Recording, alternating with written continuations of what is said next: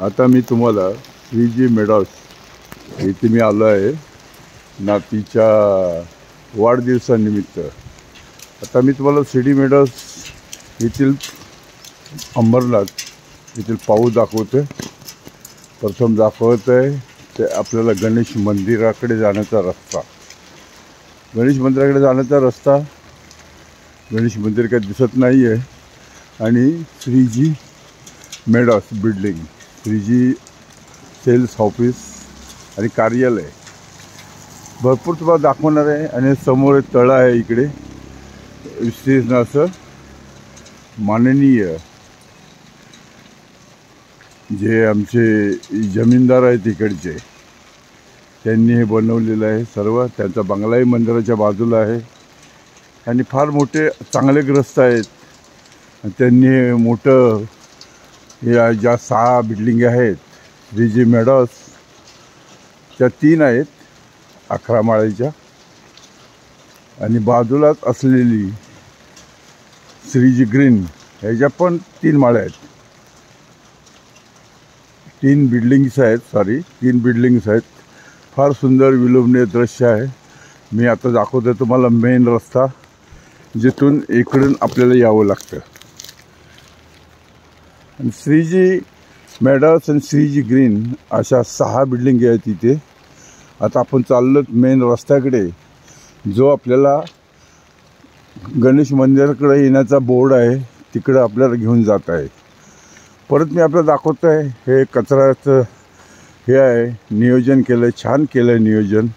आणि कचऱ्याचं जे साफसफाई करतात ते पण छान माणसं आहेत, नेपाळी लोक आहेत सर्व आणि इमानदार आहेत आणि चांगलं काम करत आहेत। त्यांचंही अभिनंदन, कारण त्यांच्यामुळे आम्ही कचरामुक्त झालो आहोत आणि आम्हाला चांगली निसर्गाचं।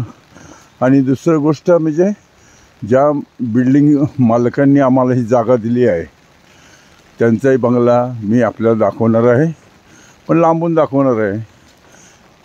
आता फार इकडचे सगळे लोक चांगले आहेत आणि गुण्या गोविंदाने राहत आहेत। एकी चांगली आहे यांची।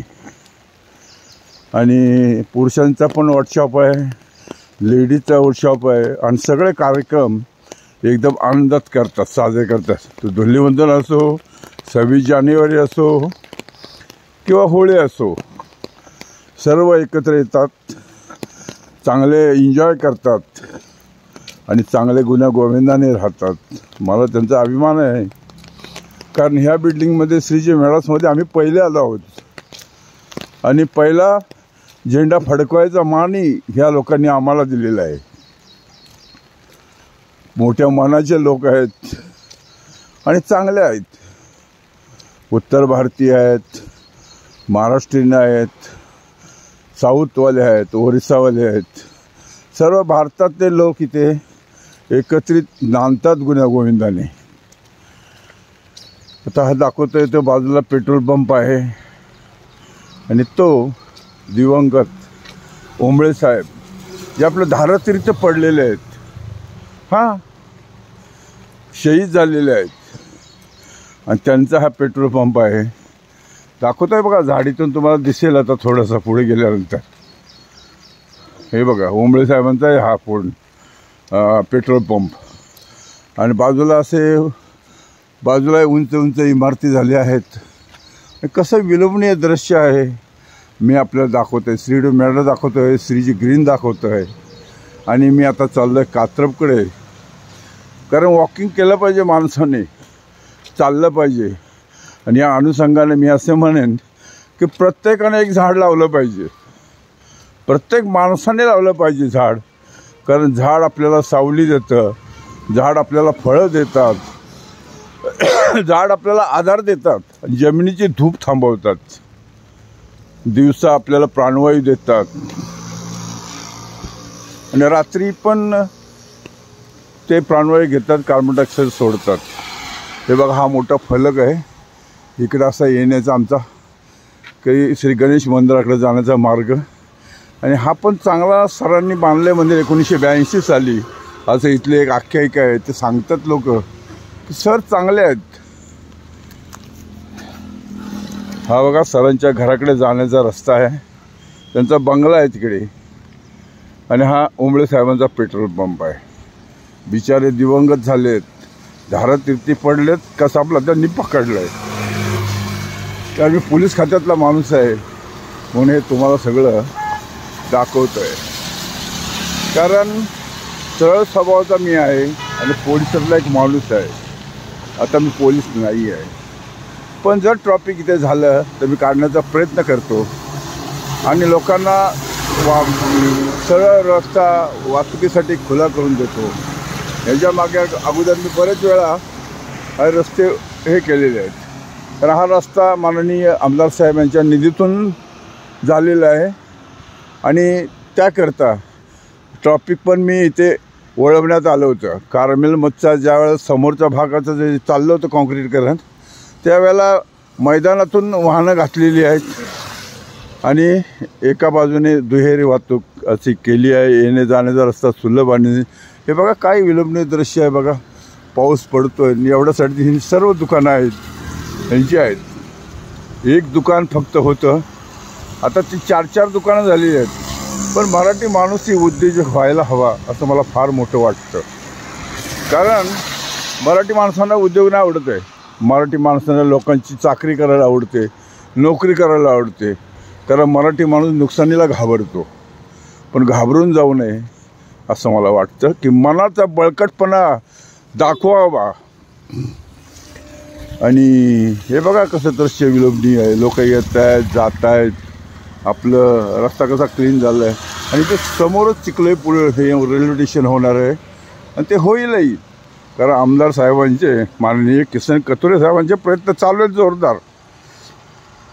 आणि जे हे स्टेशन झालं तर आम्हाला 2-3 मिनटाच्या अंतरावर स्टेशन मिळणार आहे.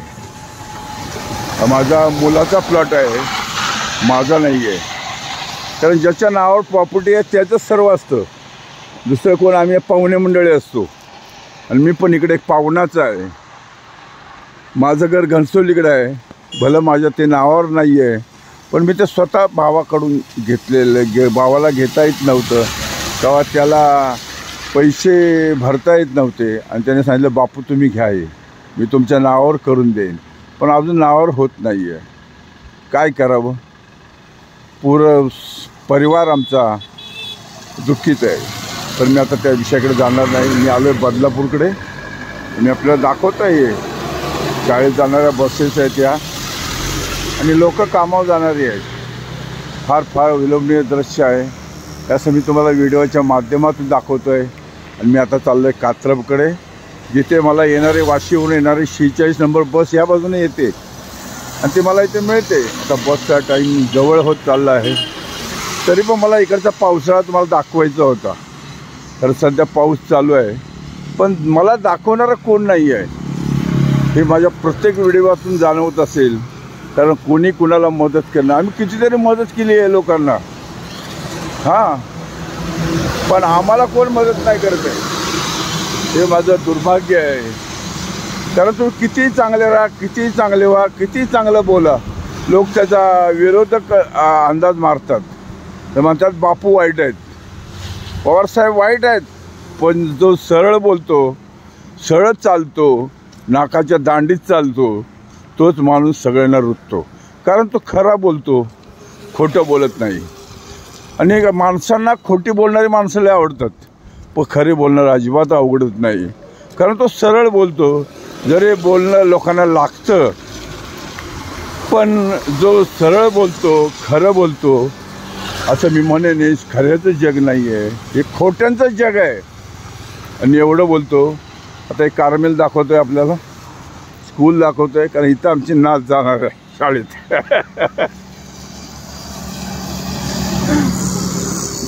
काही हो, पण नाच इथेच जाईल शाळेत.